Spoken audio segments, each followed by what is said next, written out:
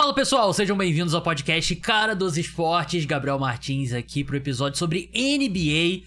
Aqui no feed do podcast Cara dos Esportes temos duas pautas importantíssimas nesse programa de início de semana. Os Estados Unidos fechou a sua série de amistosos nas Olimpíadas com um desempenho aquém do que muita gente esperava. A gente vai falar sobre isso e vamos falar também sobre os destaques positivos e negativos da Summer League, que é a liga ali de verão, como o nome indica, da NBA. Os times usam para testar jogadores jovens, botam as escolhas no draft para jogar, e é um momento bem importante ali. E aqui comigo hoje, pra gente fazer essa análise, um convidado recorrente, fan favorite, um dos favoritos aqui dos ouvintes do podcast Cara dos Esportes. Você conhece ele por Ritão Mil Grau, que não vai ser Ritão Mil Grau por muito tempo mais, já tenho aqui breaking news, vai ser só Ritão seguindo em frente. Daniel Magalhães, agora me fugiu, eu sempre tenho Magalhães. Eu tenho dificuldade com nomes e sobrenomes, qualquer coisa que envolva memória em geral, eu tenho dificuldade. Mas Daniel, seja bem-vindo mais uma vez ao programa. Tamo junto, irmão. Pô, sempre bom estar aqui, sempre bom falar com você de basquete, assuntos em geral. E é isso, cara. Agora, uma NBA parada, hora da gente falar um pouquinho dos jovens e também do pré-Olimpíadas, né? Que, pô, todo mundo tá ansioso pra caramba das Olimpíadas, principalmente pelo nosso Brasilzão. Tô doido pra ver o Brasil jogar nas Olimpíadas, o grupo difícil que a gente pegou. Mas é isso, vambora que daqui pra frente é marcha. Exatamente, inclusive a gente vai ter a abertura das Olimpíadas nessa semana. Vai ter o Brasil enfrentando uma França que vem de derrotas consecutivas nos amistosos preparatórios, né? A estreia da França vai ser contra o Brasil. O Wembanyama, que melhor ele já pegar um mapa pra como sair do bolso do Bruno Caboclo, né? Porque pega com o Giannis, inclusive, que o Giannis precisou depois sair do bolso do Caboclo depois do Mundial. E a gente vai dar um preview. Jogo histórico esse. Pô, jogo foi espetacular. Um dos melhores pô, momentos. Eu me lembro desse jogo. Pô, eu sou novo, eu tenho 20 anos. Esse jogo aí, eu tava na escola, mano. Tava tendo excursão pra Bienal do Livro. Fica aí a história. E aí o que acontece? Eu tava no meu 4G, na época eu tinha um pouquinho de internet. Falei, cara, eu vou gastar minha internet toda hoje. E eu no meio da Bienal assistindo esse Caboclo, aquele último lance lá que... Eu não lembro como foi o final do jogo, mas foi decidido ali no final. Sim, que ele tira a bola do... Tirar a bola, Pô, absurdo. Não, foi espetacular. Vai ter um preview do torneio das Olimpíadas, né, do torneio de basquete, né? Não vou fazer aqui um preview, pô, tiro com arco, vamos ver quem que vai ganhar aqui. Então na quarta-feira, tem dois convidados de peso. O Diegão Marques, agora fugiu o sobrenome dele, acho que é Marcondes, um dos principais caras aí, basquete FIBA no Twitter. Ele vai fazer o preview comigo do torneio masculino. E a Mariane de Carvalho, a Nani, jogadora do São José, comentarista de WNBA, na NBA Brasil e NBA em geral. Ela vai me ajudar a fazer o preview do torneio feminino. Se um dos dois não participarem do programa, é porque um dos dois furou comigo, que a gravação ainda não aconteceu. Então não deixe de escutar também. Vamos entrar nos assuntos. Vamos começar falando sobre Team USA, seleção dos Estados Unidos. Como eu falei, fechou a série de amistosos, né? Eles jogaram 5 amistosos nesse período de preparação. Primeiro, dia 10 de julho, eles venceram o Canadá com tranquilidade, 86-72. Depois venceram a Austrália, 98-92. Atropelaram a Sérvia, que é uma seleção que vai estar no mesmo grupo que eles, 105-79. Suaram sangue para vencer o Sudão do Sul, 101-100. E venceram com dificuldade também a seleção da Alemanha no amistoso nesta segunda-feira, 92-88. A Alemanha chegou a liderar no último quarto, foi um jogo bem apertado. Teve um número interessante que o Gustavo do NBA da Depre, meu amigo, tweetou, que acho que ilustra bem. Os Estados Unidos, nos 5 amistosos, tem um saldo de pontos de 51 total, né? Então o saldo deles, somando todos os placares, é mais 51. O Dream Team de 92 venceu as partidas em média por 44 pontos. Então, por aí, por si só, já mostra a diferença. Tem alguns problemas nessa seleção que eu pretendo comentar aqui, mas isso eu não acho que é um reflexo de queda dos Estados Unidos. Eu acho que é um reflexo de algo que a gente já fala há anos, que é curioso, que parece que a imprensa e os fãs dos Estados Unidos parecem que aprendem essa lição todo o ciclo olímpico, é que o basquete no resto do mundo cresceu muito de nível. Então, eu não acho que é os Estados Unidos que desceu, eu acho que é o resto do mundo que subiu. Eles, todo ano, todo o ciclo olímpico, eles aprendem isso, e aí quando os Estados Unidos não atropelam todos os adversários, se desenha uma crise. Tem alguns problemas nesse time, né, que eu pretendo falar aqui, como eu falei, mas eu não sinto que é momento de crise. Eu acho que é um momento que os Estados Unidos... A própria NBA, né, Daniel? A gente que acompanha, todo ano a liga bate recorde de jogadores estrangeiros nos elencos e tudo mais, então eu não acho que é tipo, a seleção brasileira tá mal, né, de futebol, né, o que aconteceu e tal. É mais uma questão que o resto do mundo alcançou. E acabou-se o tempo que os jogadores dos Estados Unidos entram em quadra e é o suficiente pra vencer um jogo. Não tem vitória automática. Isso já se passou. Ainda assim, dito isso, a seleção ainda é franca favorita pra vencer a medalha de ouro. Não, é muito favorito. E essa questão da globalização você pode ver até na seleção dos Estados Unidos, né? Porque o pivô deles é o Joel Embiid, que é camaronês, né? E que poderia jogar pela França, mas acabou jogando pelos Estados Unidos, por toda aquela questão de estar morando nos Estados Unidos, o filho dele nasceu nos Estados Unidos e tal, ele quis defender a seleção dos Estados Unidos, ok. Mas... A esposa dele é brasileira, hein? A esposa dele é brasileira, podia jogar no Brasil. Podia ter feito a boa. Se a esposa fizesse a cabeça dele... Porra. Mas é duro. Se a esposa do Nick Nurse também faz a cabeça dele, ele treina no técnico, Brasil. Né? E ele, pô, o filho dele, o filho do Embiid se chama Arthur. Porra, que é nome mais brasileiro do que isso? Não tem como. Não pode. Isso me lembra muito sabe o Riascos, que joga no Vasco? Sim. O nome do filho dele é Paulinho. Ele jogou 2 anos no Brasil, 3 anos no Brasil e botou o nome do filho de Paulinho. Bizarro. Enfim, voltando à pauta original. Essa questão da globalização é muito presente, cara. Porque se você for pegar todos os adversários dos Estados Unidos nessa primeira fase, nesses amistosos, você vê, Canadá, muito jogador de NBA. Austrália, todo ano tem algum jogador de NBA na Austrália. A gente lembra muito daquela Austrália do Perry Mills, do Joe Ingles, só que agora tem Josh Giddey, entre outros, dá pra falar Ben Simmons, o Kyrie Irving, que também tem descendência australiana, mas joga pela seleção dos Estados Unidos. A Sérvia, Nikola Jovic, acabou de entrar o Topic também. Bogdanovic. Tem o... Foi draftado uma antes do Phil Larson no Miami Heat, é o Juricic, eu acho o nome dele. Foi draftado pelo Atlanta Hawks, se eu não me engano. Mitic então também. São jogadores... são muitos jogadores da Sérvia que estão aí ano após ano. A Sérvia é uma das maiores potências do basquetebol europeu. A gente lembra também do Iago, né, que tá na nossa seleção, que joga pela Estrela Vermelha da Sérvia, né? Estrela Vermelha, que é um dos grandes times da Euroliga. Sudão do Sul, a gente pega o Shayok, que há pouco tempo estava junto com o Philadelphia 76ers, o Wenyen Gabriel, e a Alemanha, que é a atual campeã mundial, em cima dos Estados Unidos na semifinal, né? Então, acho que essa questão da globalização já é uma questão batida. Se a gente for pegar os melhores jogadores da NBA hoje, eu acho que talvez um jogador figure entre o top 5, que eu acho que não tem como tirar Giannis, Jokic, Embiid e Doncic desse top 5. Aí você... Shea. O quinto colocado pode ter... O quinto colocado fica entre Shea, fica entre Stephen Curry, Anthony Edwards, Tatum. Você pode escolher, mas o top 4 eu acho que é bem lock de jogadores estrangeiros, então isso tá sendo muito claro.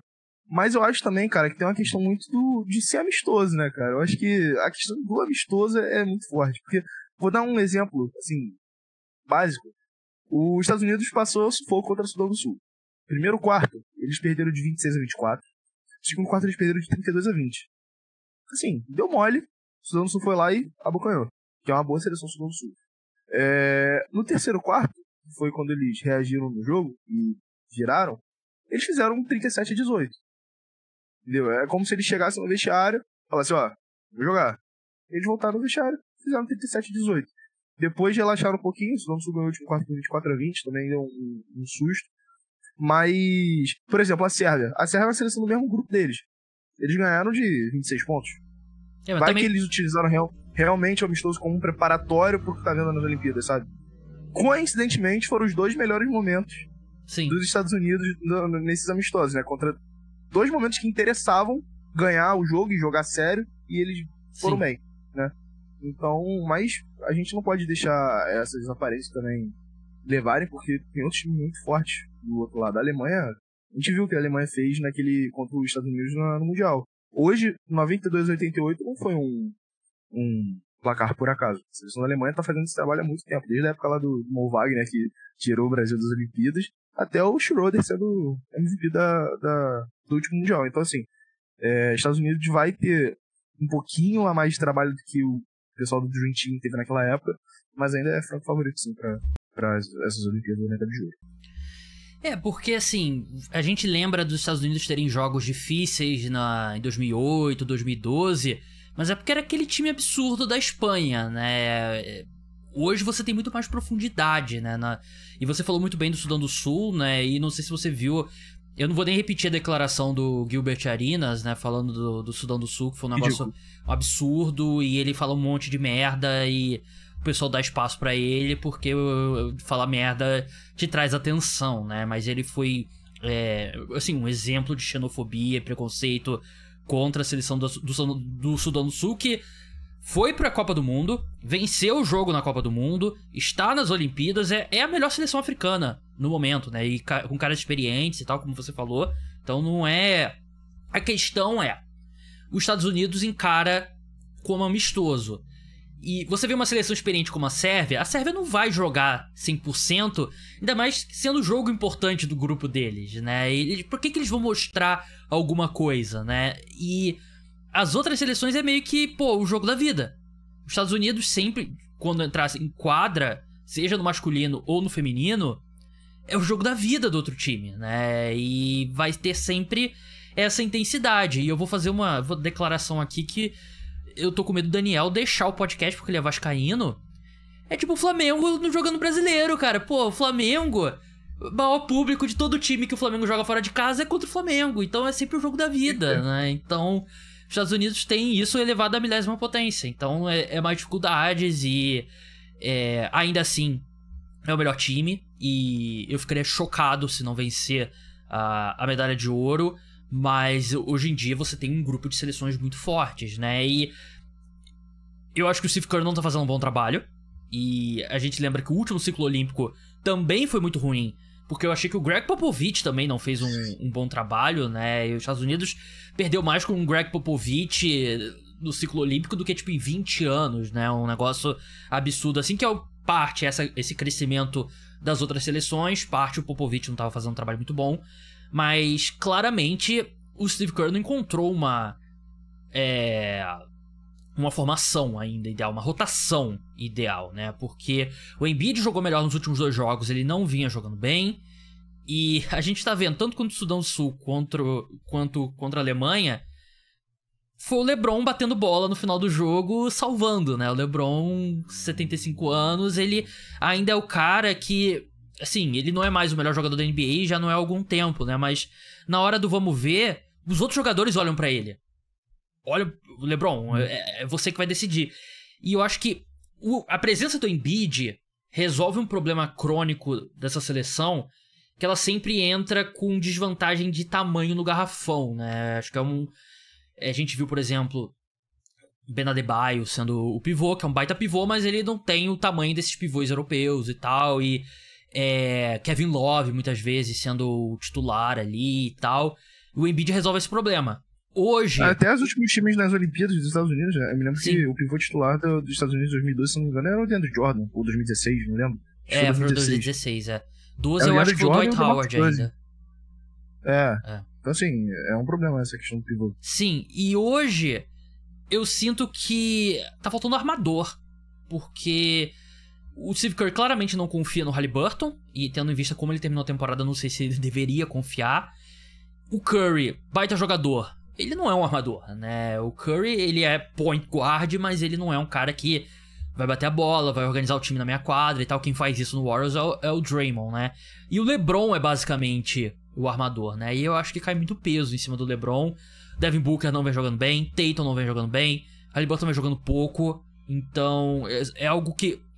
Acho que tem que dar uma encurtada nessa rotação. E você tem que confiar nos melhores jogadores. E claramente o quinteto dos Estados Unidos tem que ser Curry, Anthony Edwards, LeBron, Kevin Durant e Embiid.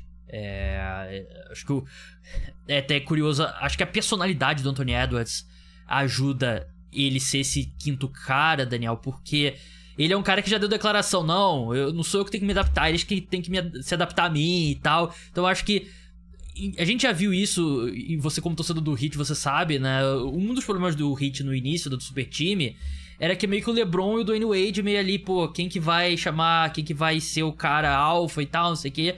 E muitas vezes acontece isso nos Estados Unidos. Um quer, pô, não quer pisar no pé do outro e tal, não sei o quê. Então eu acho que a presença do Anthony Edwards é um cara que não vai se preocupar com isso. Mas claro, assim, tem muito talento pra não ser o ouro, né? Só precisa dar aquelas encaixadas mesmo na rotação. Não, eu acho que, começando por essa parada do Steve Kerr, eu acho que, eu não sei até que ponto que isso pode influenciar, mas é sempre bom fazer essa reflexão que o Steve Kerr ele tem um estilo de jogo muito próprio pra NBA, né? Ele trabalha um estilo de jogo no Golden State Warriors muito próprio pra NBA, um jogo muito de bola de 3 pontos e movimentação fora da bola, não que isso não seja praticado no futebol europeu, pelo contrário, a NBA, ela expandiu esse jogo da bola de 3 e hoje a gente tá vendo isso em qualquer lugar. Mas o jogo da NBA é um jogo muito característico. Pelo menos o Golden State Warriors é um jogo de muita movimentação fora da bola, bloqueio fora da bola. E isso o Steve Kerr pratica por mais de uma década. Ele chega na seleção e ele encontra jogadores com características diferentes. O principal jogador dele tá ali, mas são características diferentes. O LeBron não vai querer ficar fazendo screen fora da bola. O Embiid não vai querer ficar fazendo screen fora da bola. Ele vai ter que achar um meio termo pra todo mundo ali. E esse que é o maior desafio. Até por isso que a comissão técnica não tem só ele, né? Tem os posters também, enfim. É uma comissão que é experiente. Agora, o quinteto eu acho que é esse mesmo. Não tem muito pra onde fugir, não. Eu até acho que o Devin Booker... Se perguntasse assim pra mim, quem que você acha melhor entre Devin Booker e Anthony Edwards, eu ficaria na dúvida. Eu não sei quem que é melhor hoje na NBA, mas a questão da personalidade é muito forte. O Anthony Edwards ele tem mais a cara do basquete americano que o Devin Booker, né? Então acho que é meio que inevitável o Anthony Edwards ser esse titular. Mas sobre a questão da hierarquia, ele é LeBron James, cara. Não tem muito pra onde correr. Acho que até os jogadores entendem isso na quadra, né? Os jogadores entendem isso na quadra, porque quem vai pagar ingresso pra ver a seleção americana nas Olimpíadas, por respeito, não vai querer ver o Anthony Edwards com a mão na bola no último lance. Não vai querer ver o Joel Embiid. Pode até querer ver o Curry, dependendo da sua idolatria pelo Curry. Mas a maioria dali vai querer ver o LeBron. Então é até uma questão mais de hierarquia. Eu acho que os Estados Unidos, geralmente eles vão para as Olimpíadas muito com esse sentimento de já ganhou. E a partir desse que esse sentimento de já ganhou, ele inflama em você, você começa a querer botar um pouquinho mais de entretenimento na parada. E, bom, o entretenimento dos caras do público é o LeBron James, é o Stephen Curry, então essa hierarquia vai ser respeitada. Acho que não tem muito pra onde correr, não. Mas é legal ver essa briguinha de ego, assim, pra ver quem que vai ficar com a bola na mão no final. É muito estrela no time, a gente vê isso em times da NBA, como é que a gente não veria no Dream Team, né? Então, assim, é curioso pra ver um joguinho apertado nas Olimpíadas, como é que vai ser. E eu nem acho que é briga.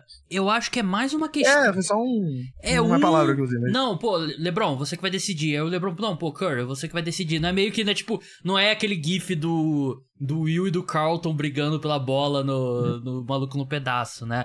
E sobre o LeBron ser o cara, né? Ele vai ser o porta-bandeira da delegação dos Estados Unidos. Porra. Cara, é muito legal. Tem muito que fazer, não. Muito legal isso. E eu, sinceramente, acho a cerimônia de abertura chatíssima.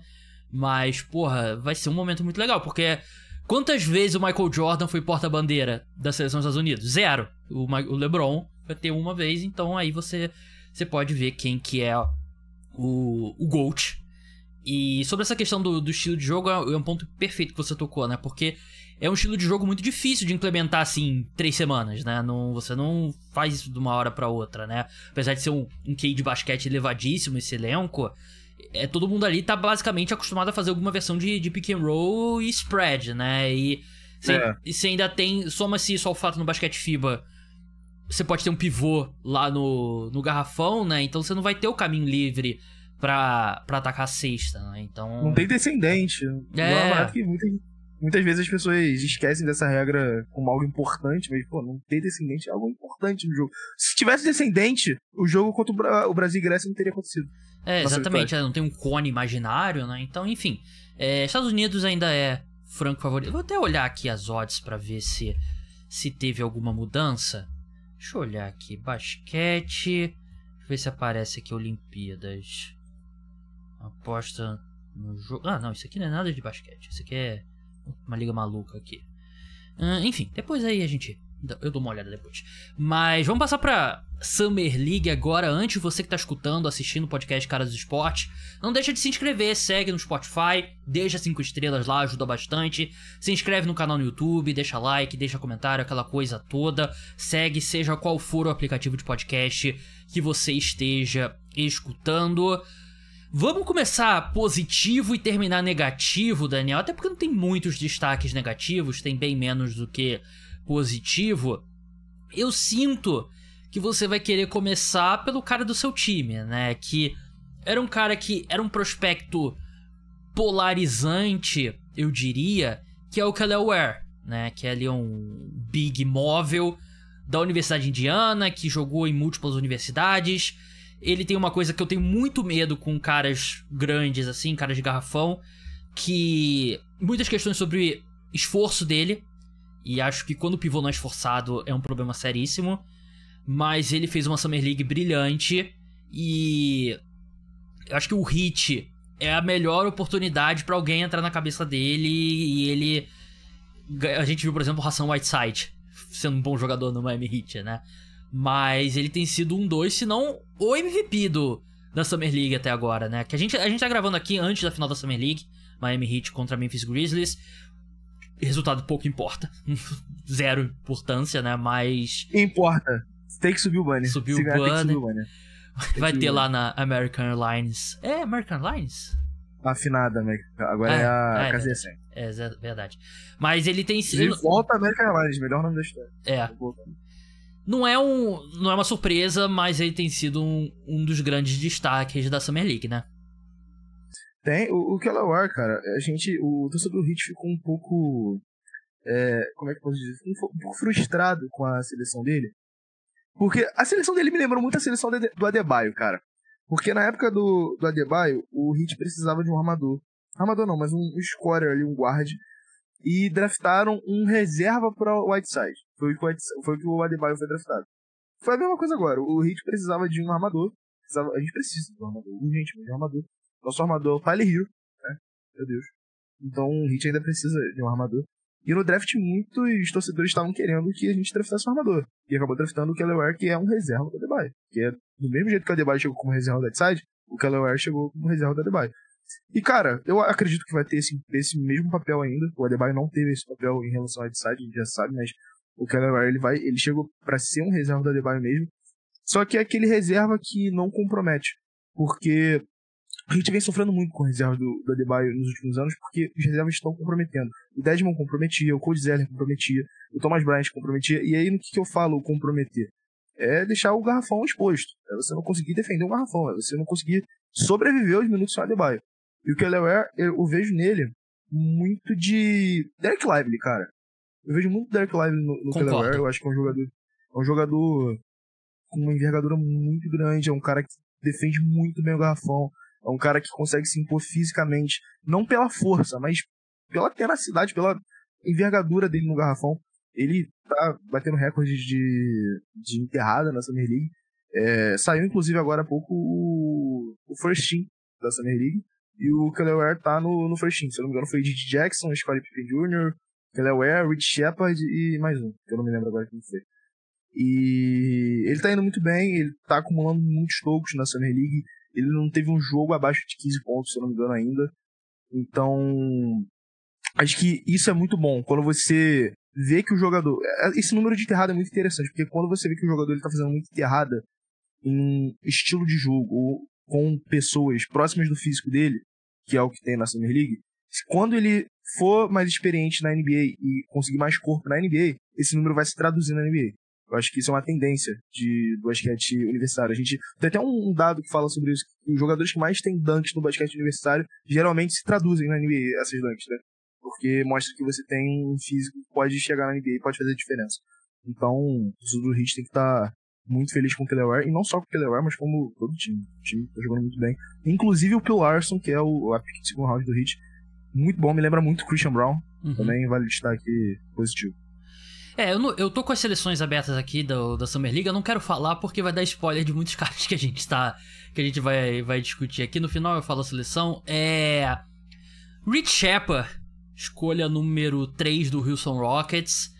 Ele não arremessou tão bem assim, né? Eu tava com os números dele aqui abertos, 27,8%. Mas é um ponto importante também. A gente viu o Donovan Clingan arremessando muito de 3. Ele não vai arremessar muito de 3 na NBA, né? Porque realmente é um lugar ali pros caras trabalharem. E a gente viu o Reed Sheppard fazendo uma coisa que era a dúvida no jogo dele, né? E a gente viu ele botando a bola no chão, atacando a cesta, defendendo bem. E, cara, eu acho que pode ter um cenário que daqui a 2, 3 anos a gente pense, pô, como que o Reed Sheppard não foi a primeira escolha geral do draft, né? Porque muita gente tinha ele ali, ele é um excelente arremessador, e de fato, ele arremessou mais de 50% no basquete universitário, né? Que é um absurdo completo. Mas ele tem sido um dos caras mais impressionantes do Houston Rockets, porque o que ele pode fazer como criador também, ele é um cara que... Ele não tem as ferramentas físicas de elite, mas ele defende bem mesmo assim. Lembra muito, nesse lado da quadra, lembra muito o cara que vai ser o companheiro de equipe dele, né? O Fred VanVleet, que não é um cara grande, né? É um cara baixo, mas consegue defender bem com esforço, movimentação e boa leitura de jogo. Mas o Reed Sheppard realmente... A data de spoiler aqui, ele foi o primeiro time aqui da seleção da Summer League. Ele tem sido um dos caras mais impressionantes, na minha opinião, nessa Summer League. O Reed Sheppard, eu acho que ele é um jogador muito equilibrado. Eu acho que ele é justamente o que o Houston precisava. O Houston é um time que tá acumulando muito talento. A gente pensa no time deles, tem Jalen Green, tem Amen Thompson, Ken Whitmore. Já tem 2 scorers aí, que é no Ken Whitmore e no Jalen Green, que você já tá bem de scorer pra futuro. Tem jogadores que vão te carregar na defesa, como o Jabari Smith e como o Amen Thompson. Você tem um Alperen Sengun, que é um cornerstone na sua franquia, um ponto de virada assim, na sua franquia, é o Sengun pra mim, na minha opinião. Ele vai dar um salto ainda mais nessa temporada, pelo que eu acho. Então você precisa de um jogador equilibrado pra meio que unir as peças, sabe? Como se fosse uma cartilagem do elenco. E o Reed Sheppard é exatamente isso, cara. O Reed Sheppard é um cara que vai... Ele saiu do basquete universitário, trazendo muitas dúvidas nessa questão do equilíbrio do jogo dele. Se ele ia conseguir ser bom em todos os níveis da quadra. E pelo que ele mostra na Summer League até agora, ele tá conseguindo, cara. É um cara que botou muita bola no chão, um cara que conseguiu arremessar com volume, é um cara que conseguiu partir pra dentro, como você falou. E eu não sei muito bem quem comparar o jogo dele, mas passa uma impressão de ser aquele jogador que todo mundo quer no time, que toma pouca decisão errada, que arremessa bem de 3, que sabe ler o tempo certo da jogada, e ele também tá se esforçando muito na defesa. Então, é exatamente isso, é um equilíbrio. Então, o Houston, ele pegou uma pick que em drafts normais seria de 10 para 14, por aí. Nesse draft um pouquinho mais fraco, essa pick foi a terceira. Mas foi justamente um jogador que é um tiro certo, na minha opinião. Você vai saber que o Reed Sheppard vai chegar no NBA e vai contribuir de alguma forma. Que não seja, como você falou, pick de pick 1. Ele vai olhar pra trás e vai ver ele sendo pick 1. Mas é uma pick que eu acho que é um tiro certo. O Reed Sheppard vai chegar e vai contribuir com esse time de imediato. Né?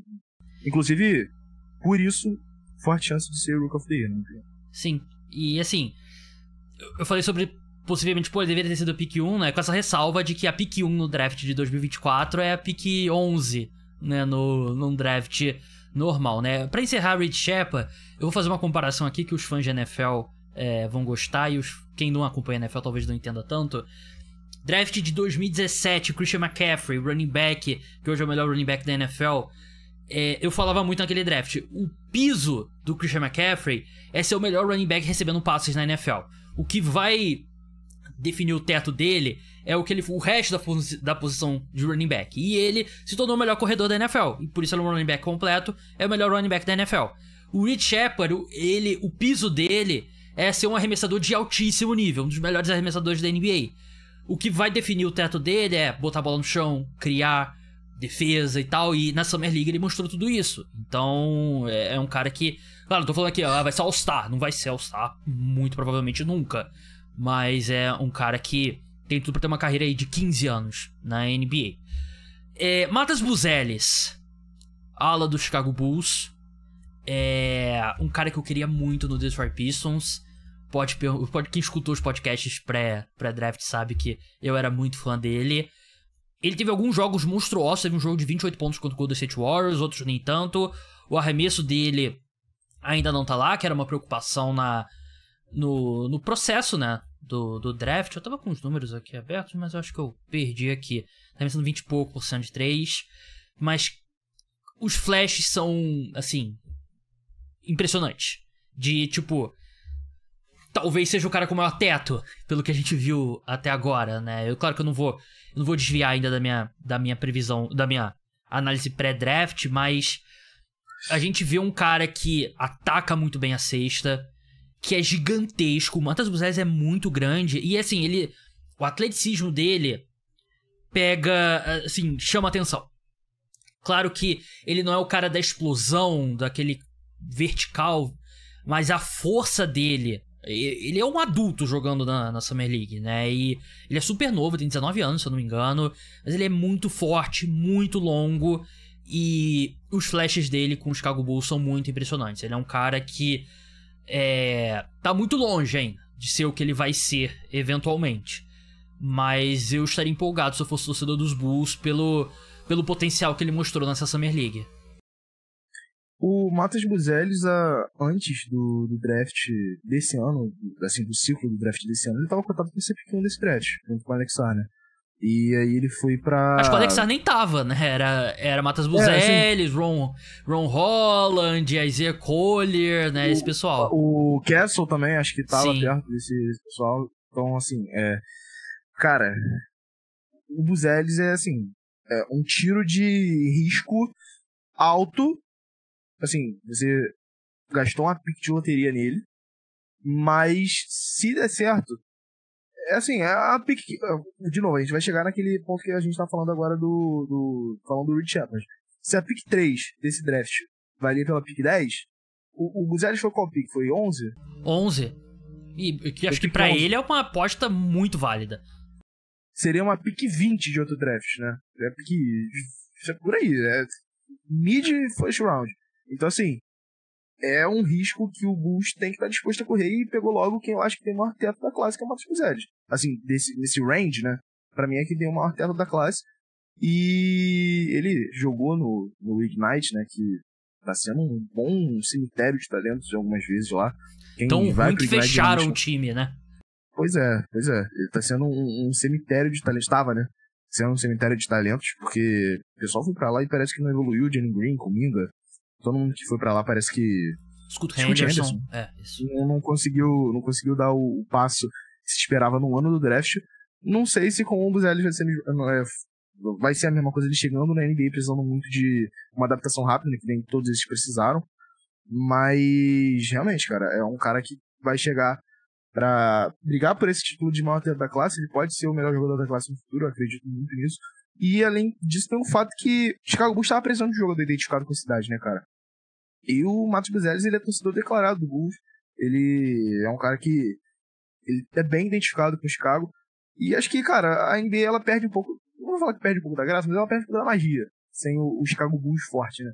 Então, acho que o Buzelis, sendo o que o Bulls espera que ele seja, pode ser um passo pra dar essa virada de chave na franquia que... Acho que agora o Bulls tá num ponto bem crítico, né? Porque tá naquela água de salsicha, né? Tem um time, agora com o DeRozan saindo até um pouco menos, mas na temporada passada era um time mais água de salsicha da NBA. Aquele time que não briga por tank, mas também não briga por playoff. Então tá ali naquele meio termo. Mas agora eu acho que, trocando o DeRozan, trocando o Lavigne, acho que vai ser inevitável em algum momento. Se não for agora, vai ser na deadline. Acho que eles estão prontos para dar o próximo passo rumo ao rebuild, e o Matas Buzelis com certeza vai ser uma peça central nesse rebuild. Concordo. O último aqui dos destaques positivos é um cara que não jogou tanto assim, é o Donovan Clingan, que é um cara que você olha, 9 pontos, 12 rebotes. Pô, Gabriel, o que você tá falando aqui? Mas ele bateu o recorde de tocos na Summer League, né? Média, acho que foram 4 tocos por jogo, 4 e pouco. 5 stocks, né? Que é blocks mais steals, né? Que é roubo de bola. E, cara, ele é exatamente o que você esperava. Ele é um cara que, assim, ele vai ser 10, 15 anos um pivô que vai estar em rotação de time, que vai brigar de verdade, né? Ele não é um cara de 35 minutos por jogo, e ele não é um cara de 10 minutos por jogo. Ele é um cara de 20 minutos por jogo, que vai entrar, vai ter matchup que ele vai ter um encaixe melhor, vai ter matchup que ele vai ter um encaixe pior contra o lineup menor, mas ele já vai entrar na NBA sendo um dos melhores protetores de aro da liga, né? Porque a gente viu em pouco tempo ele na Summer League, pegando muito bem lobby, até trabalhando um pouco de costas pra cesta, mas protegendo muito bem o aro. A gente vai falar sobre o Alex Sarr, que foi a escolha número 2, que teve um dos piores jogos da história da Summer League, né? Não fez uma Summer League boa. Mas parte dos problemas do Alex Sá naquele jogo é porque ele tava enfrentando o Donovan Clingan, que é um cara incrível. É uma pena que em Portland ele não se encaixa num time assim, né? De Portland, né? Que é um time que tá jogando por nada. Por tanking, tá sonhando com o Cooper Flag e tal. Porque eu acho que ele já seria útil num time de playoff na próxima temporada, jogando ali vindo do banco e tal. E foi logo de cara foi o que a gente viu ali, ele jogando. E ele, assim como o Matas Buzelis, até um nível maior, a diferença física dele pro resto dos jogadores da Summer League é um negócio bizarro. E era um dos caras mais seguros nesse draft. E eu acho que ele vai mostrando exatamente isso nesse início de carreira. O protótipo do Donovan Clingan é um protótipo da liga que é muito fácil de você se traduzir, né? É um dos mais fáceis de você se traduzir. Porque se você é um protetor de aro, cara, você vai ter espaço em qualquer rotação. Você pode ser nulo no ataque, mas você vai ter um papel fundamental. O que ele não é, né? Ele é um bom pegador de lobby e tal.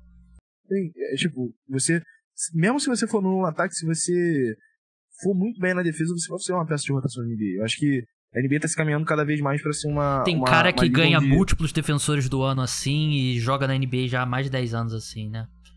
E que prejudica o time em várias pós-temporadas no ataque. Inclusive a seleção francesa. Perfeito. Perfeito comentário, perfeito. Deixamos no ar aí quem é. Não é o Wembanyama, tá, rapaziada? Não, pelo amor de Deus. Aí... Não é o Wembanyama. Mas, cara, assim, a NBA ela se encaminha cada vez mais pra uma liga onde os principais astros precisam ser bons no ataque e os principais operários precisam ser bons na defesa. Acho que isso é uma tônica que vem se fazendo na liga. E o Donovan Clingan chega como, ao contrário do Matas Buzelis, né, que a gente falou que era uma pick que tinha um investimento legal e você teria um risco muito alto, mas que você poderia ter uma recompensa muito grande no futuro. O Donovan Clingan, você usa uma pick, assim, ali de loteria pra conseguir um cara que você sabe que vai te entregar aquilo. O Donovan Clingan eu não vejo ele tendo uma evolução muito grande no jogo dele, mas é um risco pequeno pra uma recompensa boa. Uma recompensa legal. Você jogou com o regulamento, draftando o Donovan Clingan. Você sabe que vai ter aquilo ali pra você. Entende? Então ele vai chegar na liga, vai ser um jogador de impacto imediato. Eu quero ver como é que vai ser o fit dele com o DeAndre Ayton. Como é que vai ser a questão das minutagens. O DeAndre Ayton fez uma temporada muito honesta pelo Portland Trail Blazers nessa última season. Teve uma época lá da temporada que o Ayton acumulou triplo-duplo de 20 pontos, sabe? Triplo-duplo não, duplo-duplo de 20 pontos. Então, vamos ver como é que vai ser essa questão de você dar esses minutos do Ayton pro Donovan Clingan. Tem que pensar também que o Robert Williams III tá vindo de lesão. Então tem que ver como é que vai ser conciliar esses minutos. Eu acredito que um desses vai embora. E acredito que seja o Robert Williams na deadline. Mas falando do Donovan Clingan na Summer League, ele tá muito bem, cara. É um cara que você disse, não é nulo no ataque. É um cara que consegue produzir no ataque, diferente do Alex Sá, que se mostrou muito mal no ataque. Ele conseguiu fazer o papel dele, fez 9 pontos por jogo na Summer League. Ficou no segundo time de defesa, né? Segundo time da Summer League. Apesar de ter jogado pouco, como você falou. E, cara, o Portland tem um bom talento na mão. Me lembra muito o Walker Kessler quando chegou no Utah Jazz. Bastante o Walker Kessler. Mas muito time com certeza vai olhar pro Donovan Clingan daqui a alguns anos e vai pensar nele como se fosse, sei lá, o Isaiah Hartenstein indo pro OKC esse ano, entendeu? É aquela peça que faltava, que ajuda na defesa, que é muito bom em estoques, como o Donovan Clingan tá se mostrando. Então, acredito que ele vai ser um cara que vai ter vida longa na NBA. E muito time tentou ele, né? Tentaram muito subir pelo Donovan Clingan, não conseguiram. Agora que a gente vai passar pros negativos, eu acho que a gente pode falar das seleções da Summer League, né? A gente teve o primeiro time, o Gigi Jackson, do Memphis Grizzlies, Jordan Miller, do Los Angeles Clippers, escolha de segunda rodada, que foi muito bem. Scottie Pippen Jr., do Memphis Grizzlies, Reed Shepard, do Houston Rockets, e o Clay Ware, do Miami Heat. Segundo time, o Bob Carrington, armador do Washington Wizards, Donovan Clingan, como a gente falou, Jarvis Walker, do Indiana Pacers, Jalen Wilson, do Brooklyn Nets, e Rami Hackers Jr. Cara, o que o Rami Hackers tá... Eu fico puto com isso. Isso é um problema que eu tenho. Cara, O que ele tá fazendo jogando Summer League? É a mesma coisa que botar o Paulo Baier pra jogar copinha. Porra, tipo o Pozinski tá jogando Summer League com o Golden State Warriors. O cara era titular. Não, e o Pozinski até vai. Porque, tipo assim, ele é titular, beleza, mas ele é novo. O Rami Hackers tem 20 anos de INSS. Entendeu? Não tem como. Porra, eu fico muito irritado com esses... Eu lembro um ano que o Jared Allen jogou a Summer League, ele tava, tipo, no 3º ano dele. Ele já era um cara de rotação no Brooklyn Nets e tal. Aí, porra, ele parecia o Will Chamberlain no auge jogando Summer League. Claro, pô, um adulto jogando... Jabari Smith. Jabari Smith. Porra, eu fico puto com esses caras, pô. Dá chance pro outro moleque jogar, porra. O que o Rami Hikes tá fazendo na Summer League? O que o Pozinski tá fazendo na Summer League? O próprio J.J. Jackson terminou a temporada muito bem no Memphis Grizzlies. O que ele tá fazendo na Summer League? Se o Jovic não tivesse com a Sérvia, o Jovic também ia jogar. O Jovic também ia jogar. Exatamente. Terceiro ano do cara na liga. E, porra, teve o jogo do Warriors nesse domingo. 30 pontos do Kevin Knox. Tudo bem, Kevin Knox é um cara que tá tentando vaga na NBA e tal. Mas, pô, o maluco tem... Vindo do banco. Vindo do banco. O maluco entrou no... O Kevin Knox acho que é do draft de 2018. É uma parada assim, 2017, talvez? Deixa eu ver. Kevin Knox era da época que o Knicks era meme. Sim, e porra, ele já passou meia... E é foda, tipo, o cara tá tentando uma vaga na NBA, draft de 2018 mesmo. 24 anos, mas porra, cara, vai fazer 20... Tá preparado pra ver a experiência Isaiah Thomas na Summer League? Eu não sei como que nunca aconteceu. Não sei, sinceramente. Pô, bizarro. Não sei como que nunca aconteceu. Destaques negativos agora. Como eu falei, não tem muitos. Porque o cara tá indo mal, o time vai tirando os minutos e, pô, segura ele e tal, não sei o quê. Tem alguns caras ali que, pô, já tá jogando na D-League já há 10 anos, e aí tem alguns minutos ali, joga um pouquinho e tal, não sei o quê. Mas o grande destaque negativo, infelizmente, é o Alex Sarr. Que eu botei aqui na pauta Atlanta Hawks, mas você sabe que é o Washington Wizards. O que preocupa... Assim, Summer League não decreta a carreira de ninguém, né? A gente lembra Trae Young, a primeira Summer League... Aliás, Trae Young mesmo no draft do Kevin Knox. Trae Young fez uma péssima Summer League e virou um All-Star, e enfim, é o jogador que ele é hoje, né? Então não decreta a carreira de ninguém. Mas o Alex Sarr foi muito mal. E o que me preocupa é que ele foi mal naqueles pontos que, na análise pré-draft, você levanta como ponto fraco, algo que você te preocupa nele como prospecto, que é, ele, ofensivamente, ele não joga como um pivô de 2,11 m. Ele, defensivamente, ele faz o tamanho dele valer, né? Ele protege muito bem o aro e tal, tem 2,13 m, na verdade. Mas ofensivamente é muito fadeaway, é muito ele no topo do garrafão tentando bater a bola, é arremesso de 3, é mid-range. Ele não usa o tamanho dele, a envergadura dele pra atacar a cesta, pra enterrar na cabeça do outro pivô e tal, isso aqui. Que é justamente a preocupação que a gente tinha com ele pré-draft, né? Que ele não é um cara que usava o tamanho dele ofensivamente, né? Então teve o jogo de 0-15, que foi bizarro, talvez o pior jogo que eu vi na Summer League, e foi tão ruim que ele mudou o número da camisa dele depois daquele jogo, que também é um negócio meio bizarro, né, mudar o número assim e tal, acho que tá deixando muito entrar na cabeça dele, mas enfim, é um garoto muito novo, tudo mais e tal, mas ele claramente é o grande perdedor, eu diria, das escolhas altas na Summer League. Cara, o Alex Sarr me lembra muito o Jaren Jackson Jr. no início da carreira, cara. Era aquele cara que tem alguma coisa diferente, porque o Alex Sarr tenta muito essa questão do mid-range, botar a bola debaixo do braço e tal. E o Jaren Jackson Jr. sempre foi um cara mais voltado pra pontuar ou na altura ali dentro do garrafão, se usando de vez em quando, ou da bola de 3. O Jaren Jackson começou a ser um pouco mais agressivo agora no garrafão nesses últimos anos. Mas quando ele chegou na liga, ele também tinha essa questão que ele era muito alérgico ao contato, né? Isso a gente conseguia ver isso, por exemplo, no número de rebotes que ele pegava por jogo.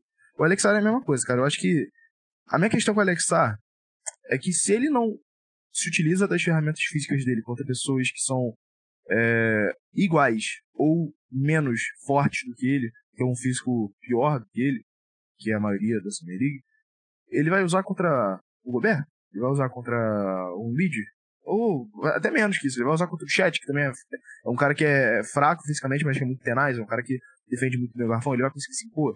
Não vai. Então acho que, até por isso eu não boto o Alex Sarr com, assim, calouro do ano esse ano, porque eu acho que não vai ser, eu acho que ele vai ter um ano muito de adaptação, é muito importante esse ano de adaptação.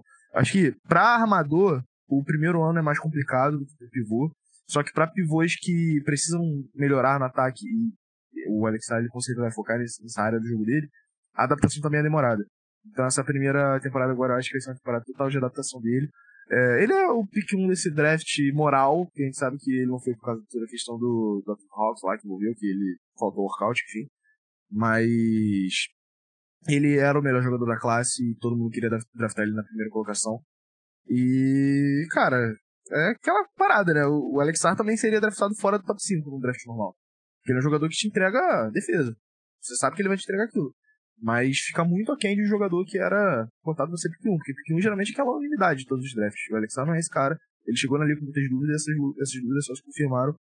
Vamos ver. Eu acho que ele tem muito pra percorrer ainda, mas essa temporada pra mim vai ser total adaptação. Se tivesse como apostar em... abriu a casa de apostas, tem lá, apostar Alex Sarr, calor do ano ou não. Se você quiser botar numa múltipla, que a odd com certeza do não deve estar bem pequena, se você quiser botar na múltipla, não. Não bota no 5, porque acho que esse ano é total adaptação dele. É um cara que tá muito longe, né? E é meio bizarro, porque defensivamente ele é físico. Ele vai pro toco, ele, pô... E ofensivamente ele joga como se ele tivesse 1,90 m, né? É meio bizarro isso. E o fato da gente não ter falado nada do Zaccharie Risacher, que eu acho que tem uma boa Summer League, não foi ótima, não necessariamente pros melhores, nem pros piores, diz bem o que é o Risacher, né? Então tá aí a nossa análise. E como eu falei, não tem muitos destaques negativos. Esse próximo cara aqui, eu acho que ele não necessariamente é um destaque negativo, porque eu acho que ele é um destaque neutro, ele foi mais ou menos o que a gente esperava dele. Mas eu tenho que colocar ele em algum lugar, né, porque tem que puxar audiência, tem que botar lá no título do podcast. Bronny James. Bronny James, que todo mundo sabe, né, ele teve os primeiros jogos dele bem difíceis, terminou jogando melhor na Summer League. O que você achou da Summer League? Abaixo do esperado? Acima do esperado? Dentro do esperado? Como que você avaliaria a Summer League do Bronny James? Se eu fosse avaliar a Summer League do Bronny James em 2 palavras, eu avaliaria com Bronny James. Ele fez o que a gente espera dele, cara. Assim, é um cara que a gente sabe que não era pra estar lá. Não agora. Ele... Gente, tem pra onde correr. Não era pra ele ser draftado agora. Ele foi draftado por causa do pai dele. Bom, não era pra ele ser draftado agora. O que eu acho é que muita gente perde a mão na crítica do Bronny James. Ele claramente tem um protótipo de jogador ali. Ele é um protótipo de jogador. Ele não era pra ser draftado agora. Isso aí eu falo com toda a clareza do mundo. Não era, mas ele é um cara que mostra ser um cara esforçado na defesa, que mostra ter boas qualidades defensivas. É um cara que arremessa, um cara que consegue levar a bola, é um cara que se mostra que pode ser um bom 3&D, se evoluir fisicamente, se evoluir na altura. A questão da altura é importante, né? Então, ele fez jogos que se esperavam do Bronny James. É um cara muito cru. Talvez seja o jogador mais cru da NBA agora. No momento, assim, de todos os jogadores que estão ali com contrato. O Bronny James está com 4 anos de contrato agora com o Lakers. Ele talvez seja o jogador mais cru de toda a NBA. Ele teve 4 pontos por jogo em USC. Claro que muito por conta do problema que ele teve no coração, né? Naquela parte da temporada que ele teve esse probleminha. Mas claramente não é um jogador que não era pra estar ali. Mas aí ele vai pro Lakers, ele vai começar a ter contato com o profissional, ele vai começar a passar por um processo de musculação, um processo de ganhar massa, e as coisas vão fluindo de pouco em pouco. Eu acho que esse ano não dá pra falar nada do Bronny James, a não ser aquela zoeirinha de falar, tá lá pro cara do pai, não sei o que, isso vai acontecer, óbvio, mas ele é um jogador que a gente tem que esperar um pouco, porque é muito incógnita, porque ele não vai ser mais do que um 3&D, isso aí eu te garanto. Ele não vai ser mais do que isso na liga. Mas ele pode ser um bom 3&D. Só que pra ele ser um bom 3&D, ele ainda vai precisar de alguns bons anos, porque ele chegou muito cru na liga. Ele não tem corpo de jogador de NBA. Então, melhorou um pouquinho. É bom saber que ele tem esse mental um pouquinho de ferro, né? Porque depois de fazer o início tão ruim, ele conseguir melhorar é difícil. Mas vamos ver com calma, porque o Bronny James ele pode se tornar alguma coisa. Não é ainda. Tá longe de ser a maior incógnita da liga. Mas dá pra tirar alguma coisa dali. A escolha não foi por à toa. É assim, se ele se chamasse Bronny Magalhães, né, fosse seu filho jogando USC, ele teria voltado pro basquete universitário por mais um ano. Ele não teria entrado no draft. A gente já viu caras com um desempenho parecido dele serem draftados, mas normalmente é aquele cara que é o cara de 2,5 m, que tem uma impulsão absurda e tal. O Bronny é um jogador baixo, né? Tem 6'1", né? Um pouco menos de 1,90 m e tal. Ele, assim, tem um lado bom, que ele tá na NBA, porque ele é filho do LeBron, mas tem um lado negativo, que ele vai ter uma atenção que a escolha 55 do draft... Pô, fale aí, você que tá escutando podcast, fale aí as últimas 10 escolhas número 55 do draft da NBA. Ninguém sabe, eu não sei, não faço a menor ideia. Então, é o lado bom e o lado ruim de ser um Nepo Baby, né? No caso do Bronny. As estatísticas dele: ele jogou 4 jogos, jogou 25 minutos por partida, que é bastante coisa, 8,8 pontos, 3,5 rebotes, 1 assistência, 0,8 roubos de bola, meio toco, 2,3 turnovers, 14 de 40 arremessos de quadra, que é 35%, que é baixíssimo, muito baixo. E 2,3 turnovers pra 1 assistência também. É horrível, é horrível. Complicadíssimo, né? Muito. E 15,8% de 3, né? E o Daniel é hater do Bronny, ele não vai falar, e eu vou falar, ele foi campeão no torneio de Call of Duty dos jogadores da Summer League, né? Isso a mídia não fala, né? Isso o Globo não mostra. Pois é. Mas, cara, ele tá sendo exatamente o que a gente esperava. Ele é um cara que eventualmente pode ser um armador reserva ok. Um cara que entra pra defender e matar umas bolas de 3. Sei lá, o melhor dos cenários dele é ser o TJ McConnell. Talvez, acho que nem isso. Ele chega porque ele não ataca bem a cesta como o TJ McConnell. O melhor dos cenários dele é ser um armador um Delon Wright, cara. É, exatamente. Delon Wright. E eu até discordo com você sobre a questão do desenvolvimento do corpo. Eu acho que ele é bem forte, né? Eu acho que ele precisa ganhar um pouco mais de... Acho que mais agilidade e tal. Eu até acho que ele parece carregar um pouco mais de peso do que você gostaria com um jogador da altura e da altura dele e tal. Mas é isso, cara. O Bronny, ele vai ser julgado de uma forma que nenhuma escolha de segunda rodada na história da NBA foi julgada. E ele é um cara que, como ele foi draftado, ele tinha que ir pra D-League. Ele tem que ir pra D-League. Ele não tem condições de jogar na NBA. Ainda mais num elenco profundo como o dos Lakers. Ele não tem condições de jogar. E se jogar vai ser ruim pra ele e vai ser ruim pro Lakers. Ele é um cara que tem que começar a temporada na D-League. Qualquer outra coisa seria um absurdo. Porque ele não tem condições ainda de jogar na NBA. Nenhuma. O Bronny, ele tem que ir pra D-League. É o caminho natural dele.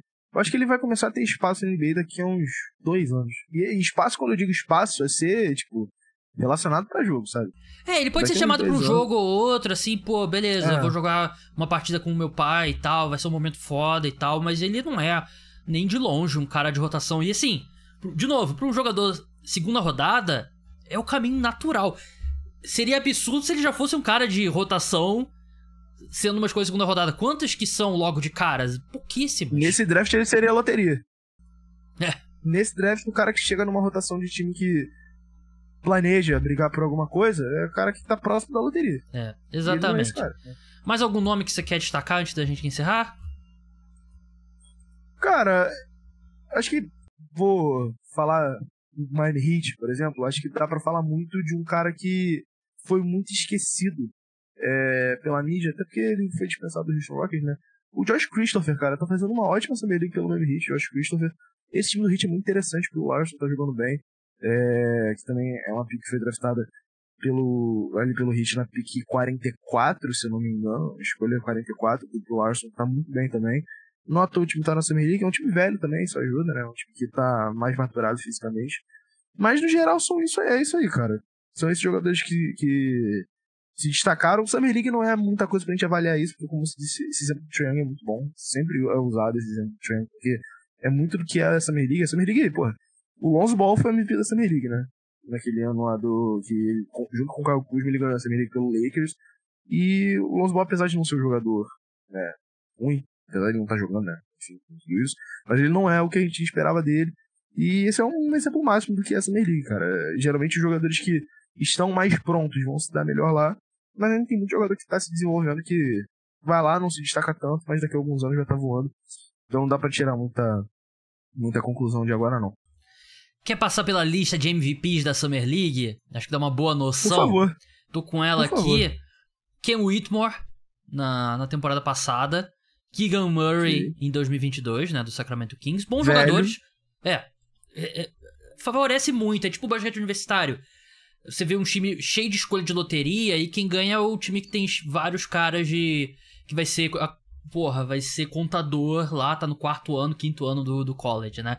Keegan Murray 2022, Ken Thomas do Brooklyn Nets em 2021, que foi junto com Davion Mitchell do Sacramento Kings, né? O outro velho. Off Night, né? Que é um dos melhores apelidos. Brandon Clark do Memphis Grizzlies. Outro velho. Josh Hart, pode falar. Outro velho. Lonzo Ball, que era novo. Segunda escolha. E foi carregado pelo Kuzma muitas vezes. Exato. Que era velho. Tyus Jones, em 2016, no Minnesota Timberwolves. Kyle Anderson, 2015, na época do Spurs, hoje no Golden State Warriors. Glenn Rice, que nem tá na liga mais, eu acho, né? Foi na época pelo Washington Wizards. Valanciunas, Damian Lillard, de 2012, que também era velho. Também era velho. Josh Selby, John Wall. Aí, o primeiro... John Wall, Damian Lillard, são caras que eventualmente se tornaram estrelas, né? O Blake Griffin em 2009 e tal, mas, assim, não tem Jason Tatum aqui, não tem Anthony Edwards aqui, né?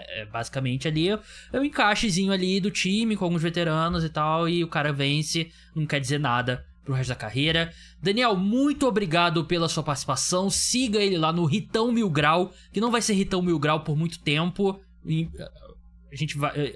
Imagino que você vai conseguir encontrar com essa arroba lá no Twitter. Arroba Rital, né? HEATAO 1000_grau, 1000 ML, né? Não é o numeral.